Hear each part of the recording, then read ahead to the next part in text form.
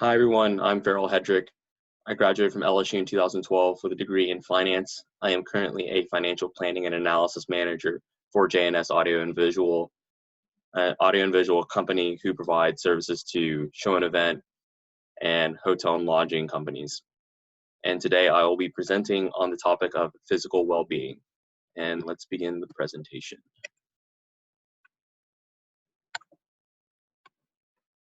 Okay, so physical well-being. We all know we only have a finite amount of time in a given day or in a given period, and with only so many hours in a day, we can't accomplish all the tasks we want to do. This forces us to create a hierarchy of tasks we want to complete in a particular order of importance or perceived importance to us, and typically this excludes your physical well-being and health. This usually happens because we have so many projects at work going on or so many other external demands happening in our life, whether that be social or at our own home. And it can be very discouraging or very easy to kind of put aside the physical well-being because it might not seem as important. But however, it is very important to stay healthy and fit.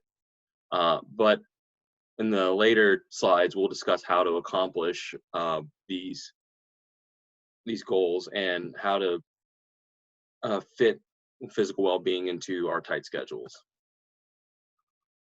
Many of you will be entering a role where you'll be spending a considerable amount of time at your desk, whether that be an office job or a new graduate program.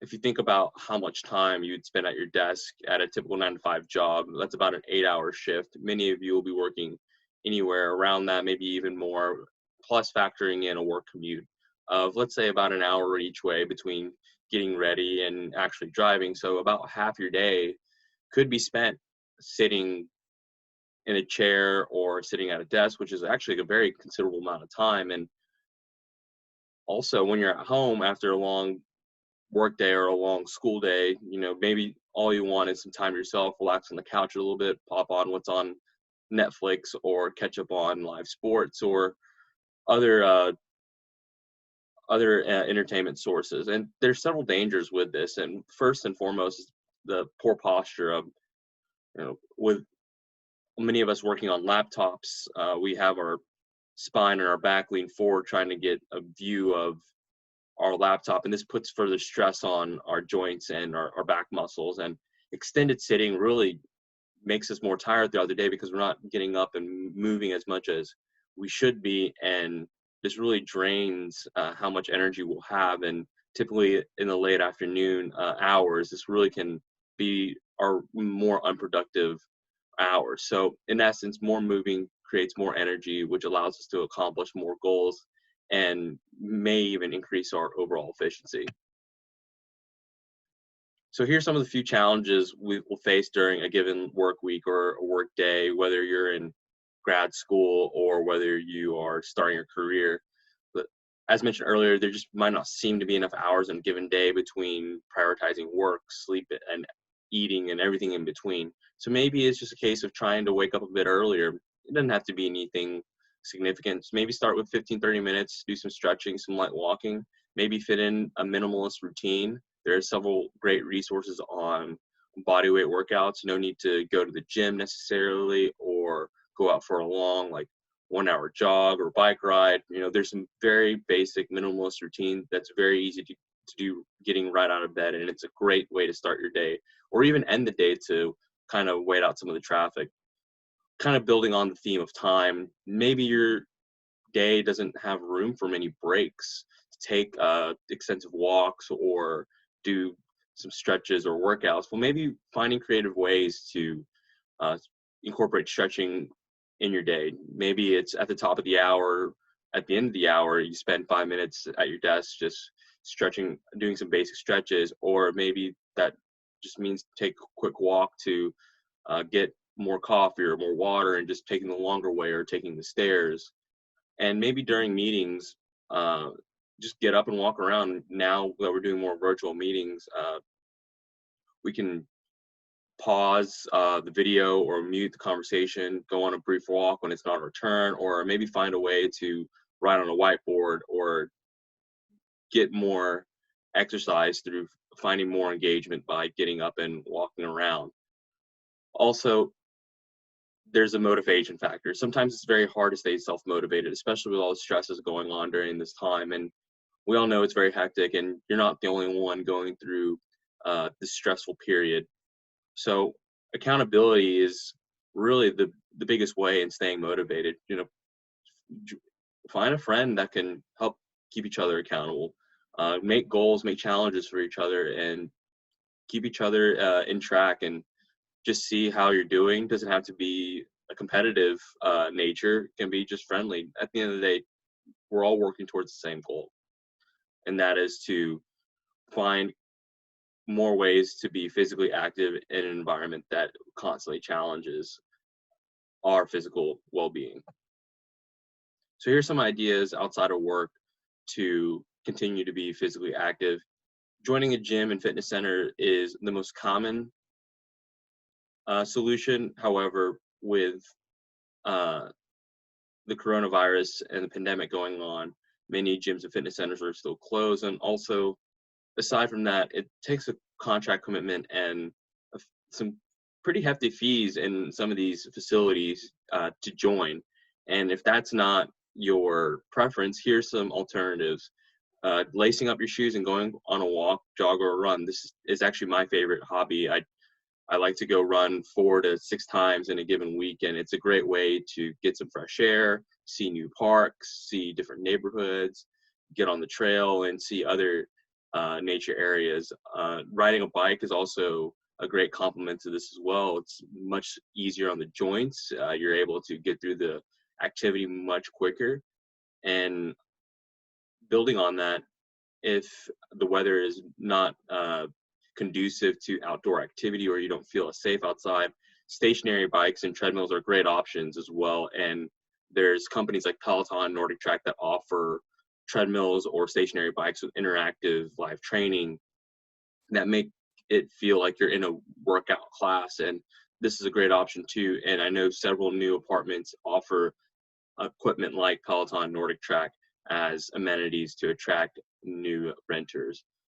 Workout classes, kind of similar to gym and fitness centers, maybe not as prevalent now since large gatherings and large groups are discouraged, but several of these programs and companies are offering virtual classes in lieu of live classes. So there's a plethora of options to stay active outside of work. Shifting from activity and focusing on eating habits, we all know that fast food and fast casual restaurants are a staple in terms of satisfying our hunger cravings at a fairly reasonable budget.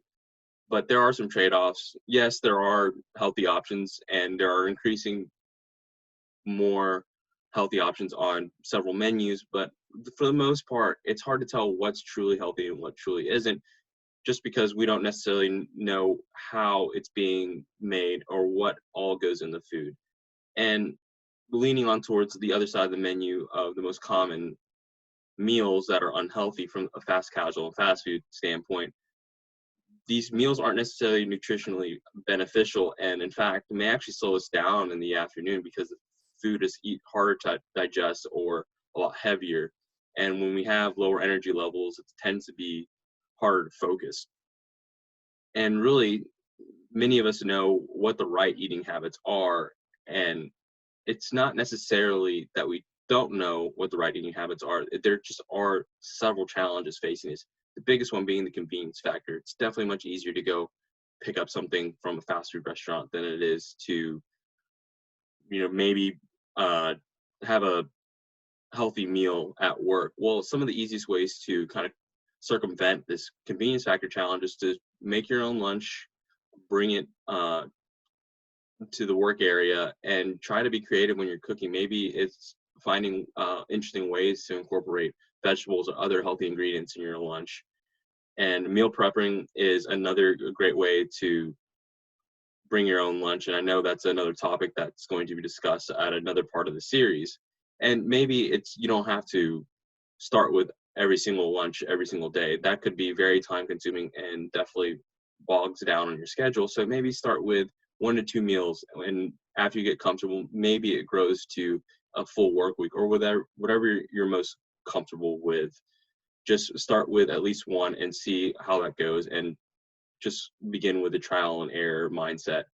Also, if convenience is really a big factor in your day and you're always constantly on the go, I like having healthy snacks readily available at my desk or in my pantry, knowing that I have food that I can easily access, such as a healthy mix of nuts or fruits or other small snacks, really uh, curbs my desire to go out and spend time sitting in a drive-through or ordering online or getting something delivered. And the other challenge is there's really conflicting nutrition info out there. Many people have diet advice or nutrition tips or ways that have worked well for them, and more often than not, it actually conflicts with a lot of other people's opinions, and it's really hard to decipher what really works and what really doesn't. But really, there's no one right answer. It's just because it works for somebody doesn't necessarily mean it'll work for you. So take this opportunity to do your due diligence, your research, try different things, and see what works best for your lifestyle. And just remember, this all becomes just one big learning process, and there's no right answer, just figuring out what works and what doesn't work. That's really all this boils down to. So we've talked about physical activity, we've talked about healthy eating habits. You're not quite done yet. The other important aspect of physical well-being is making sure you get the appropriate amount of rest. Again, with only so much time in the day, sometimes rest even gets pushed to the wayside. Sometimes we have to sleep less because we're working late at night or having to do more chores or obligations late at night to get ready for the next day. And this really puts us at a disadvantage when our body's trying to recover from the physical activity we've put it through during the day, or the food that we're eating, and the body needs a rest to fully digest and recover itself. And we all know that feeling the next day of sluggishness when we don't get enough sleep the previous night. And the worst part is this can be a domino effect where we may not be able to get back on the same sleep cycle or the desirable sleep cycle we want because of the lack of sleep in the prior night. And this could ultimately affect multiple days instead of just one. So really make sure to prioritize sleep at the end of the day, or make sure sleep gets prioritized sooner rather than later so your body can get back into a healthy schedule. Lastly, as mentioned earlier, there's really no one right answer or one right way. This is always a continuous journey, and I ask you to just always challenge yourself. And it's really easy to fall in a simple routine and go through the motions. But really, if it's not challenging you, it's not going to change you. And if it's challenging to you, it's going to be stimulating, and it's going to make this journey a much more rewarding and fun process as opposed to doing the same things over and over again. And really, it's going to have its discouraging days or its challenging days where you might not see the progress you want to see, or you had to skip your workout, or maybe not eat as well as you want to. And it's okay. It happens. Life happens. Things come out of nowhere. We'll have plenty of surprises that we have to deal with on a day-to-day basis, and we'll have to shift our priorities. But really, you just have to remember that tomorrow's a new day. It's another day, a new chance to get back on track and restart and try something new. One of my favorite quotes that I've heard over the years, and I really try to apply to my goals and lifestyle, is the best time to plant a tree was 20 years ago. The second best time is now. And really what that says is, yeah, sure, it's better to have started a few years ago or some point in the past. I don't think there's really any argument for that, but there's no point in dwelling on missing the boat, if you will.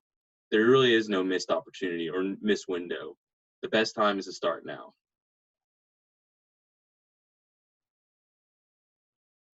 Well, I want to thank everyone for their time, and I appreciate you letting me share my helpful tips and wisdom. I know there are several other areas we could discuss, but I implore you to continue researching if this is a subject that you wish to continue to investigate and learn more. And lastly, I would like to congratulate the class of 2020 for reaching this point in their academic career. It is definitely a huge accomplishment, even though it is a very uncertain, strange time. However, please do not allow that to diminish the goals and dreams you have achieved up until this point. Thank you again, and go Tigers.